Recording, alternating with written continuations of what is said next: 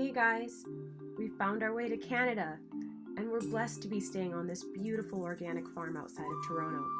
It's an inspiring setting for tuning into our bodies. We've been getting our sweat on here and loving it. The workout we are about to do together is going to soothe your spine, tone your arms, shape that booty, and give you a deep belly burn, all in a quick 15 minutes. Remember to listen to your body and do more or less as needed. Let's get started. Okay friends, first things first, wiggle party. Roll the head, roll the shoulders, shift the weight on the hips, and then find your breath and arrive in your body. Begin to pull the pubic bone up towards the sternum and round the spine. Lifting the heart, drawing the shoulder blades back, and then rounding, pressing the spine through the back body. Just keep flowing through the spine and the body in this cat-cow-like motion. Moving at your own pace, just breathing and feeling. From here, I want you to go into a quadruped position on the hands and knees. You want to get your knees under your hips and spread the hands out, getting each root of the fingers pressed into the mat, hands under the shoulders. Lift the rib cage up as you arch the back, and then round the spine, feeling like the ribs are pressing through the back, pulling the pubic bone up towards the sternum. And then inhaling, drawing the shoulder blades down and slightly together on the back to allow for that thoracic extension, and rounding, feeling the pelvic floor lifting up. And just move through this as you did before, just feeling and wiggling. Good, enjoying and maybe staying in each position for a little longer. You really want to milk this movement and feel the arms connection to the core. Good, and maybe some more exaggerated extension and flexion of the spine now that you're a little bit warmer. And of course, you just want to enjoy it. Okay, so now that your spine is a bit warmer, perhaps we are ready for roll-ups. If you cannot do a roll-up, you can always grab a strap to assist. I want you to lay on your back, stretch the arms back, feel the natural curve in the spine, and breathe. As you begin to reach the arms up, I want you to press down through that space under the spine so that you can press into the mat to roll through the spine. So feel the natural curve of the spine as you reach your arms back, but then close the space under the back as you roll forward, keeping the arms connected to the shoulder blades and these shoulder blades connected to the back ribs, not in your neck. And of course, you have to breathe to move. So just remember, you have to breathe to move. Inhale and exhale, rolling through the spine, stretching like you're being wrapped around a barrel, and then rolling back. Inhale, stretch, exhale, connect. And as you roll forward this time, just stay in your forward fold. Allow the belly to soften. Allow the breath to stretch the back. Try not to pull and make it a goal-oriented stretch. Good. Letting your knees flop open will allow your spine to fold forward more, getting into the back and easing the hamstrings a bit. Okay, so now you can come to lie down on your back and use the belly strength to lift the leg and start to bring it across your body and around and up in a circular motion as if you're trying to hit every number on a clock with your foot. I like to let my hip lift, allowing the spine to rotate as the leg crosses the body. So try that and see if it feels good to you. Okay, so now when we meet the top, we're going to change directions, going outside, down, around, and up, allowing the hip to lift as the leg crosses the body, feeling the distinct connection of belly to leg. Soften the knee or limit the range of motion as needed. All right, now let's interlace the fingers behind the thigh and bend and straighten at the knee joint, flexing the foot for an additional stretch. Good. So now hold the leg up straight, pressing the heel up and then pointing the toe up. Moving through that ankle and circling, and change directions with the circle now. Exhale to deepen the belly connection as you curl up, climbing the leg, keeping the shoulder blades connected down the back so that you don't strain the neck, but rather pull from the scapula, bringing your head to knee. Good. Finding that stretch. Don't let those elbows and shoulders hike up. Just breathing and lengthening. And then slowly relax down to the mat.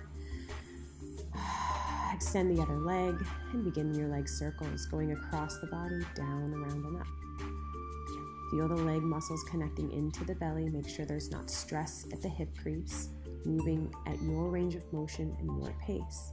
Feeling the belly connect the core muscles to the movement. Good, and let's change directions, going across the body, allowing the hip to lift if that feels good to you.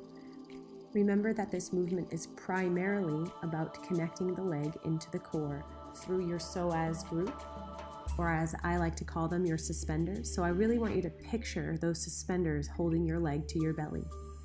And now we get our yummy stretches, interlacing the finger behind the thigh, bending and straightening at the knee joint, pressing the heel up into the ceiling or sky, then pointing and flexing at the ankle joint, warming the ankle up, rolling in circles. Good, feel those little sticky spots and changing directions. Remember to always move your breath. I will remind you a lot of times to keep moving that breath as we now exhale, curl up, bringing the head to knee and the knee to the head. Feeling the pulling is coming from the shoulder blades, that you're not over pulling on the hamstring. It does not matter how far your leg goes. It just matters that you feel a good stretch. All right, now control the body down to the mat and prepare for bridging, placing the feet in line with the hip bones, feeling the edges of the feet really making contact with the mat. Your feet, knees, and hip bones are in two straight lines like train tracks, and feel those hip bones starting to pull up towards your rib cage to rock through the lumbar spine and lifting the hips. Feel like you're trying to open the front hip creases, not necessarily press the spine up through the belly. This is a bridge variation designed to engage the glutes and hamstrings and open the hip flexors. It is not a back arching bridge.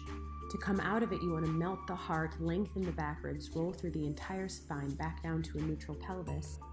When rolling down, you really want to feel every bone articulate back down to neutral like a string of pearls. And then find your landmarks as you roll back up into your bridge. And from here, I want you to point your tailbone down, disengaging the glutes, and then squeezing the glutes to open the front of the hips. And feel that rocking of the pelvis, softening the glutes, but keeping the hamstrings alive, and then squeezing the booty to extend and open the hips. Okay, now just rocking through that small pelvic movement. Should feel small in the movement, but big in the glutes. Feel those feet press down through the earth, all edges, and feel this massaging of the lower back, while building some meaningful heat in the tush and hamstrings. Okay, next one, you want to melt the heart down and roll through the spine, and just give yourself a moment, and rolling back up to that bridge, and begin marching the legs.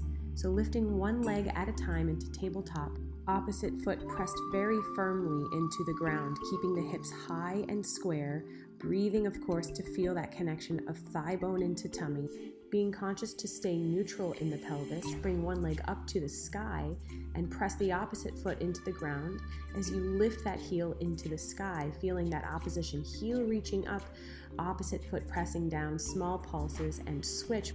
Press one foot into the earth, the other into the sky, squeeze the glutes, open that hip, and feel the powerful connection of the foot to the glute as you pulse and breathe.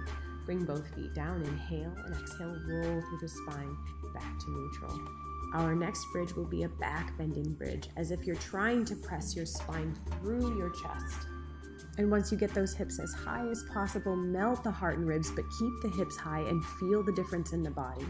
And then continue to melt the heart and lengthen the spine from top to bottom all the way back to your neutral. Preparing to come into spinal flexion for ab series. Rounding up, bringing one knee in and extending the opposite leg, switching and breathing in your transitions.